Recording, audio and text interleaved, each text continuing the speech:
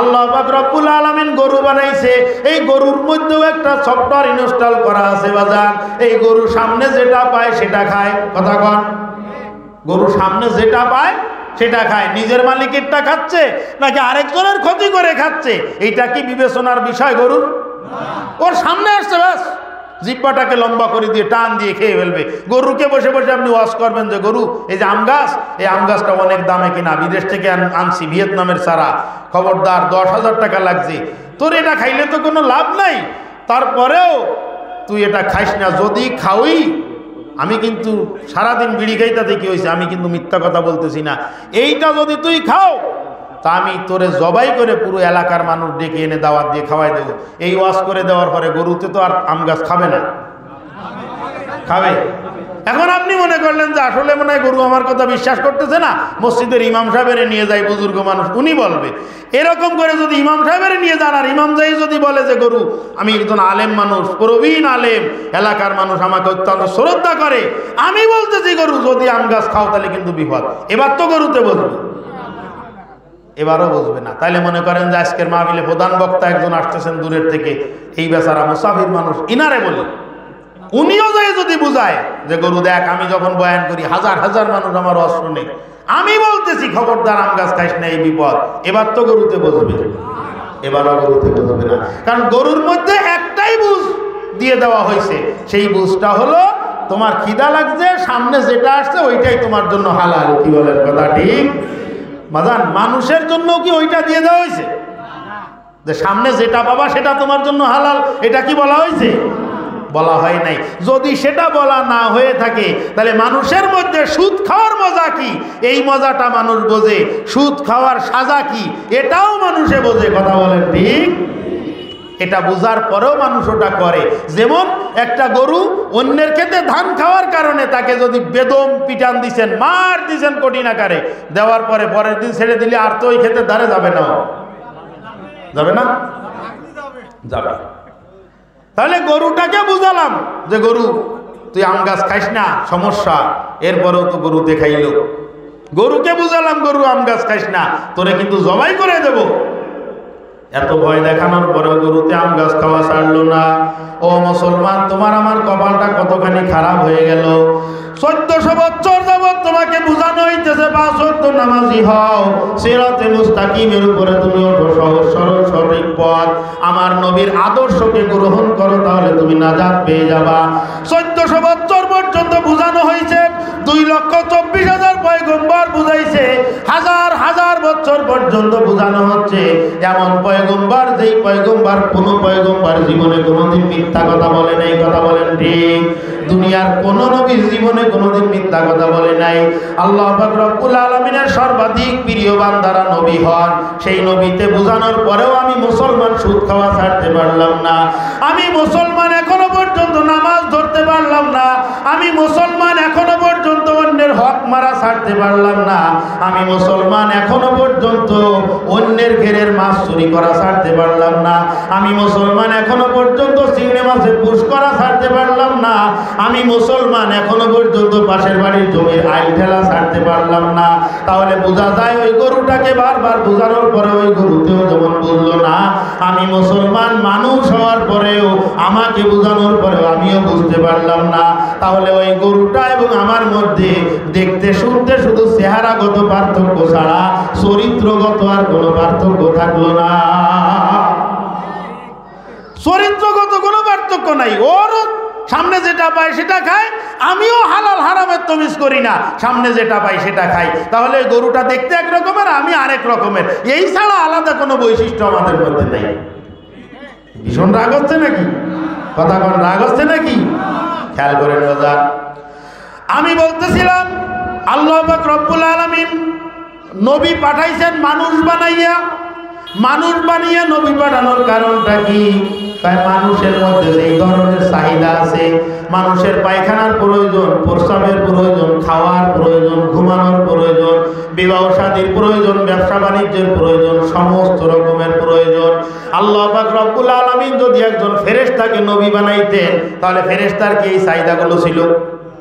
কথা বলা, ফেরেশতার তো এই চাহিদাগুলো ছিল না। যদি জিনদেরকে যদি আল্লাহ পাক নবী বানাইতেন তাহলে জিন মানুষের সঙ্গে কোনোদিন মিশতে পারতো না। এই কারণে আল্লাহ পাক মানুষের মতো দেখতে শুনতে আকৃতিগত মানুষের মতো একজনকে সাধারণ একজন মানুষকে নবী বানাইছেন।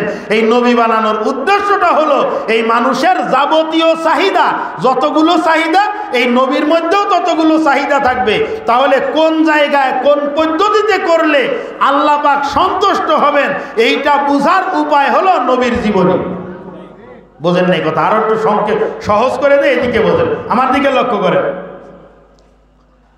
ধরেন রাসূল আকরাম সাল্লাল্লাহু আলাইহি ওয়াসাল্লাম মানুষ হওয়ার কারণে উনার বিবাহ শাদীর প্রয়োজন পড়েছে। আমার নবী বিবাহ করেছেন না? কথা বলেন। আমার নবী বিবাহ করেছেন। তাহলে বিবাহ করাটা একটা ইবাদত।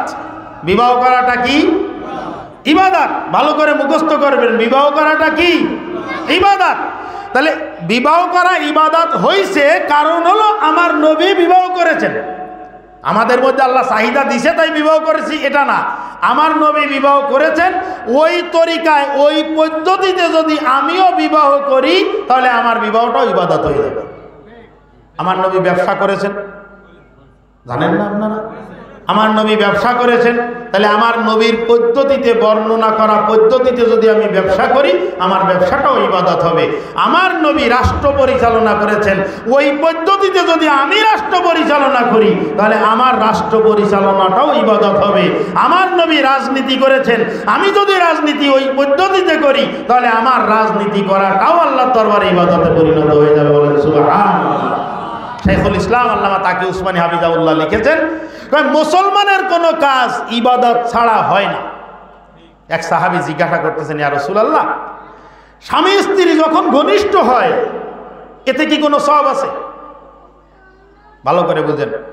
স্বামী স্ত্রী যখন ঘনিষ্ঠ হয় তাদের চাহিদা পূরণ করে এতে কি কোনো সওয়াব আছে? আল্লাহ নবী বলতেছেন একই কাজ যদি ভিন্ন জায়গায় করে তাহলে কি গুনাহ আছে? আপনারা কি বলেন? কথা কোন আছে? আল্লাহ নবী বলতেছেন যে একই কাজ বাহিরে করলে, ভিন্ন জায়গায় করলে, স্বামী স্ত্রী ভিন্ন করলে যদি গুনাহ হয় তাহলে এখানে করলেও সওয়াব হবে। বলেন সুবহানাল্লাহ। কত মজার ব্যাপার। তাই স্বামী যদি স্ত্রীর দিকে তাকায়, যদি মিষ্টি হাসি দেয়, আল্লাহ পাক রব্বুল আলামিন সারা রাত দাঁড়ায় নফল ইবাদতের সওয়াব ওই স্বামী স্ত্রীর আমলনামায় দান করেন। জোরে বলেন সুবহানাল্লাহ। এমন একটা মজার জিনিস, এমন একটা সুন্দর ইসলাম ধর্ম আল্লাহ পাক রব্বুল আলামিন দান করেছেন, যেখানে আপনি হাসবেন সওয়াব হবে, আপনি কাঁদবেন আপনার জীবনের গুনাহ মাফ হবে। কি মজার ব্যাপার না? খুব বেশি বিরক্ত লাগতেছে নাকি? খেয়াল করেন, আপনি হাসলে সওয়াব আর আপনি কাঁদলে গুনাহ মাফ। এত সুন্দর অফার আর কোনো ধর্মের মধ্যে আপনি পাবেন না। ভালো করে লক্ষ্য করো মুসলমান, আল্লাহ পাক রব্বুল আলামিন তার হাবিব সাল্লাল্লাহু আলাইহি ওয়াসাল্লামকে মানুষের মধ্য থেকে সৃষ্টি করেছেন। তার কারণ হলো একজন মানুষের যেমন ব্যক্তিগত জীবন আছে, পারিবারিক জীবন আছে, সামাজিক জীবন আছে, অর্থনৈতিক জীবন, রাজনৈতিক জীবন এবং আন্তর্জাতিক জীবন একজন মানুষের মৌলিক চাহিদা। ওই রকম ভাবে আমার নবীর ব্যক্তিগত জীবন, পারিবারিক জীবন, সামাজিক জীবন, রাজনৈতিক জীবন, আন্তর্জাতিক জীবন, সমস্ত জীবনগুলো আমার নবীর মধ্যেও ছিল কি ছিল না? ধরে বল, অবশ্যই আমার নবীর মধ্যে ছিল। ও মুসলমান, যেই ব্যক্তি জীবনের এই পাঁচটা স্তরে আমার নবীর আদর্শকে মডেল হিসাবে দাঁড় করাতে পারবে, আমার ব্যক্তিগত জীবনটা মুহাম্মদ রাসূলুল্লাহ সাল্লাল্লাহু আলাইহি ওয়াসাল্লামের ব্যক্তিগত জীবনের মতো আমি বানাবো, আমার পারিবারিক জীবন আমার নবীর আদর্শের উপরে হবে, আমার অর্থনৈতিক জীবন আমার নবীর আদর্শের উপরে হবে, আমার রাজনীতি আমার নবীর আদর্শের উপরে হবে, আমার রাষ্ট্র পরিচালনা আমার নবীর আদর্শের উপরে হবে।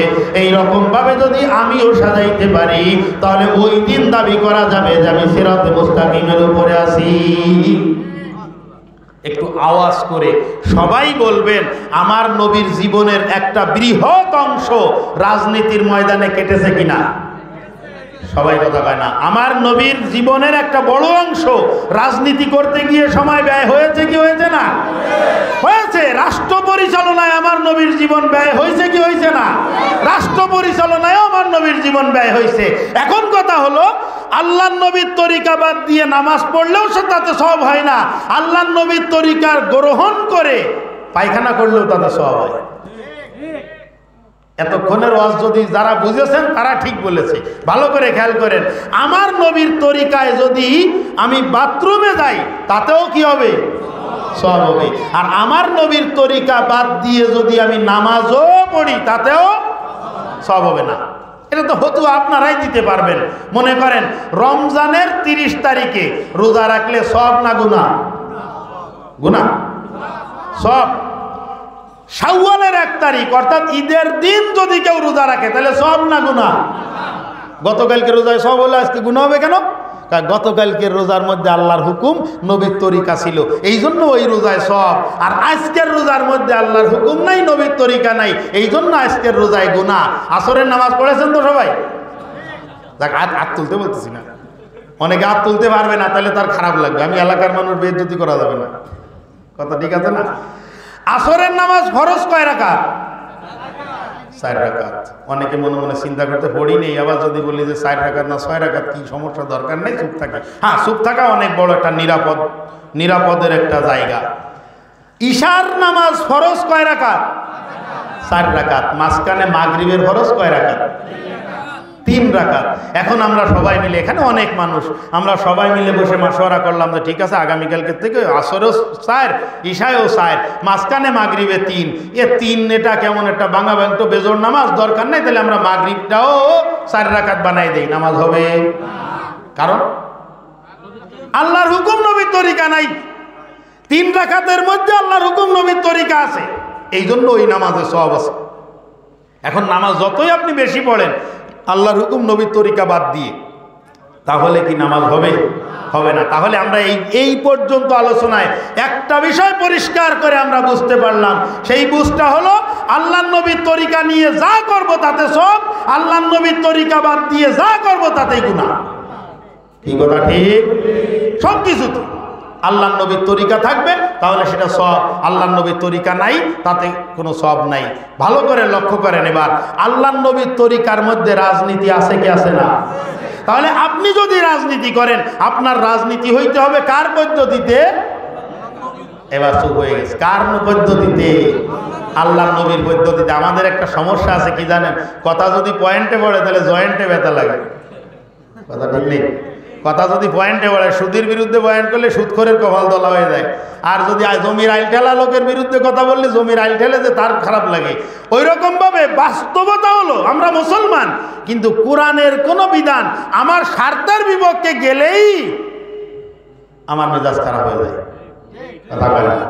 তা বাজান, কোরআনকে বেকায়ে আপনার সঙ্গে মিশাবেন নাকি আপনি সোজা হয়ে কোরআনের সঙ্গে মিশবেন? আমি সোজা হয়ে কোরআনের সঙ্গে মিশতে হবে। কোরআনকে বাঁকায়ে আমার মধ্যে আনা যাবে না, আমার সঙ্গে ফিট করা যাবে না। এখন একটু সমস্বরে প্রত্যেকে আওয়াজ দিয়ে একটা কথা বলবেন, আল্লাহর কোরআনের মধ্যে কি রাজনীতি আছে কি আছে না?